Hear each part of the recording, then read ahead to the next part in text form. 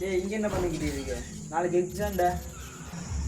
ஆமாண்டா, நாளைக்கு எக்ஸாம் தான்டா. அதுக்கு என்னடா பண்ண சொல்ற?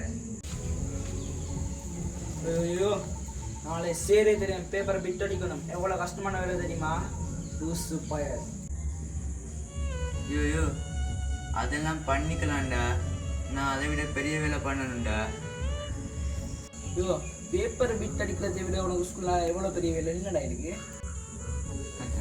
என்னடா மச்சி, நீ சேருக்கு தெரியாம பேப்பரை தாண்டா பிட் அடிக்கணுங்கிற.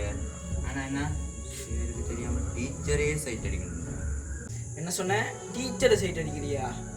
ஐயோ உனக்கு என்ன பைத்தியம் கீத்தியம் ஏதாவது பிடிச்சிருச்சா? ஆமா மச்சான், டீச்சர் தான் சைட் அடிக்க போறேன். நீயே இப்ப சொல்ல, சேருக்கு தெரியாம பேப்பரை பிட் அடிக்கிறது கஷ்டமா இல்லை சேருக்கு தெரியாம டீச்சரை சைட் அடிக்கிறது கஷ்டமா?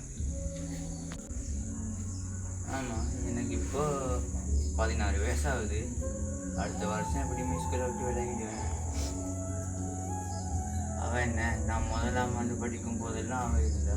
மச்சான் 3 வருஷம் லவ் பண்ணுற மச்சான். லூசாயா நீ? எப்படி இந்த இதெல்லாம் நடக்குது? உனக்கு எத்தனை வயசுன்னு சொல்லு. உனக்கு எத்தனை வயசு, டீச்சருக்கு எத்தனை வயசு சொல்லு. சாபா, இவனுக்கு வேற வேலையே இல்லை. இப்போ டீச்சரை வேற உனக்கு செட் பண்ணி தரணும். இனிமேல் இந்த வீட்டு பக்கம் டீச்சர் கீச்சர்னு என்ன டார்ச்சர் பண்ண வந்த உங்களோட அந்த தொடப்பு கட்டேடு பாரா வீட்டு பக்கம் வந்துடா. கால் கையை வெட்டி போட்டு நாய்க்கு. மானே உனக்கு டீச்சர் மருகன் டீச்சர் செல்ல மருகன் டீச்சரை செட் பண்ணி தரேன். உங்களை அந்த செருப்பு வந்துடாது விட்டு எனக்கு டீச்சர் செட் பண்ணி தர போறியா இல்லையா? டீச்சர் நீ செட் பண்ணி தரலன்னு சொன்னேன். இதே கண்டில் பூச்சி செத்துடு வேண்டாம். என்ன பைத்தியமா? இன்னும் உனக்கு டீச்சர் செட் பண்ணி தானே. டேய் பாஞ்சிடாதே இரு, உனக்கு டீச்சர் செட் பண்ணி தாரே. அடே இருடா டே, செட் பண்ணி தாரே.